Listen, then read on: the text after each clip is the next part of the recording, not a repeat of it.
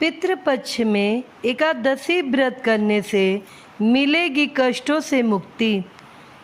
पितृपक्ष में पड़ने वाली इंदिरा एकादशी का महत्व शास्त्रों में भी बताया गया है। इस दिन व्रत रखने और पूजा पाठ करने से पितरों की आत्मा तृप्त होती है और व्यक्ति का हर तरह से कष्ट से मुक्ति मिलती है। अश्विन मास के कृष्ण पक्ष की एकादशी को इंदिरा एकादशी कहा जाता है। इस शुभ दिन भगवान विष्णु की पूजा की जाती है और इस व्रत को करने से कई प्रकार के कष्ट दूर हो जाते हैं। क्यों है खास यह एकादशी व्रत, आइए जानते हैं। पितृ पक्ष की एकादशी होने के कारण यह एकादशी पितरों की मुक्ति के लिए उत्तम मानी जाती है। पितृपक्ष में मनाई जाने वाली इस एकादशी से पितरों को मुक्ति मिलती है और दूसरे लोक में उनकी आत्मा को सुकून मिलता है। क्या है इस व्रत का महत्व, आइए जानते हैं। पुराणों के अनुसार इंदिरा एकादशी व्रत साधक की मृत्यु के बाद भी प्रभावित करता है। इसके प्रभाव से व्यक्ति के सभी पापों का नाश होता है और इस व्रत के प्रभाव से उसे स्वर्ग लोक की प्राप्ति होती है। इस व्रत के प्रभाव से जातक के पितरों का दोष भी समाप्त होता है। आइए इंदिरा एकादशी व्रत कथा को सुनते हैं।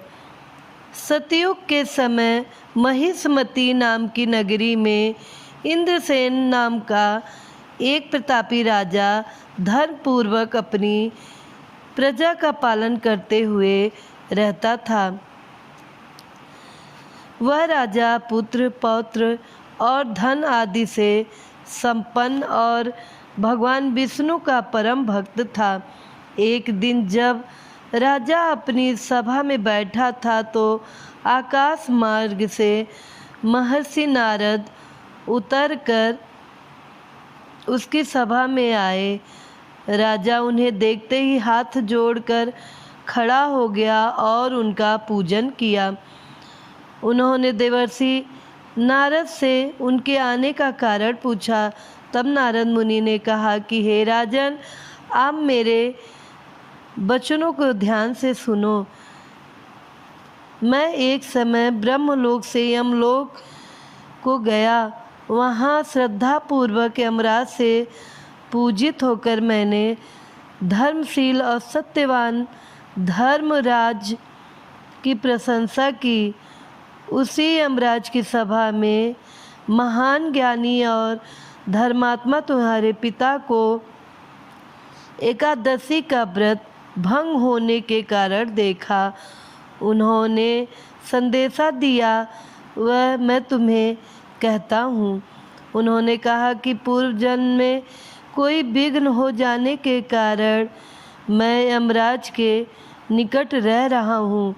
इसलिए हे पुत्र, यदि तुम अश्विन कृष्ण इंदिरा एकादशी का व्रत मेरे निर्मित करके या मुझे स्वर्ग की प्राप्ति हो सकती है। नारद जी की बात सुनकर राजा ने अपने बांधों तथा दासों सहित व्रत किया। इसके पूर्ण प्रभाव से राजा के पिता गरुड़ पर चढ़कर विष्णु लोक को गए। राजा इंद्रसेन भी एकादशी के व्रत के प्रभाव से निष्कंटक राज करके अंत में अपने पुत्र को सिंहासन पर बैठाकर स्वर्ग लोक को गए। इस प्रकार कहानी समाप्त होता है।